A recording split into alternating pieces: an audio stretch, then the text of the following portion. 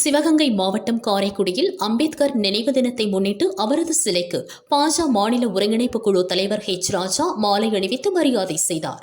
என்ன பண்றது, சந்தனத்தை வாரி இறக்கணும்னா அந்த மாதிரி அவர் நடந்துக்கல. காசு கொடுத்து வாங்கினார்னு அதானே குற்றச்சாட்டு. சரி, லஞ்சம் கொடுத்தது தப்புனா வாங்கினது மகா தப்பா இல்லையா? அந்த லஞ்சம் வாங்கின திமுக அரசுக்கு எதிராக காங்கிரஸ் பேசுமா? அதனால தான் நேற்றுக்கு நீங்கள் கவனிங்க, பாராளுமன்றத்துக்கு அந்த நுழைவாயிலுக்கு முன்னாடி காங்கிரஸ் போராட்டம் நடத்தினதில் திமுக நழுவிடுச்சா? ஏன் கலந்துக்கல? நீங்கள் கேஸு போட்டாக்க அடானிக்கு எதிராக மட்டும் கேஸ் போட முடியாது, ஸ்டாலினுக்கு எதிராக போடணும். டிஎம்கே அரசுக்கு எதிராக, ஜெகன்மோகன் ரெட்டிக்கு எதிராக, சத்தீஸ்கர் முதலமைச்சர் இருந்த பாகலேக்கு எதிராக, ஒய்சாவுடைய முதலமைச்சராக இருந்த நவீன் பட்நாயக் எதிராக, ஜம்மு காஷ்மீர் முதல்வராக இருந்த ஃபாரூக் அப்துல்லா. இதில் ஒரு சர்க்கார் கூட பிஜேபி இல்லை.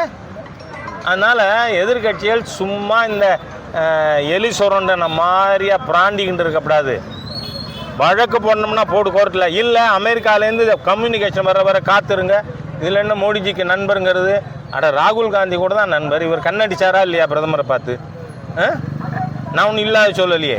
அதனால் எல்லாருமே இந்த நாட்டில் மக்களுக்கு வேலை கொடுக்குற எல்லா கார்பரேட்டும் நண்பர் தான்.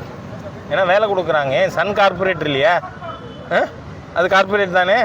அதனால் கார்பரேட்னால் கெட்ட வார்த்தை இல்லை. அதனால் அமெரிக்கா முறையாக கேட்கட்டும். பத்திரிகையில் வர்றதை வச்சு நாம் முடிவு செய்ய முடியாது. கேள்வியே கேட்கக்கூடாது. மாண்புமிகு பிரதமர் பற்றி பேச ஒருத்தருக்கும் அருகதை இல்லை. ஃபர்ஸ்ட் ஆஸ்திக்கு honourable chief minister of Tamil Nadu 150 kilometre இருக்கிற கள்ளக்குறிச்சிக்கு ஏன் இன்னி வரைக்கும் போகலன்னு கேளுங்க. அப்புறம் நம்ம வச்சு வெள்ள பாதிப்பு குறித்து இப்போ விஜய் ஒரு கருத்து சொல்லியிருக்காரு.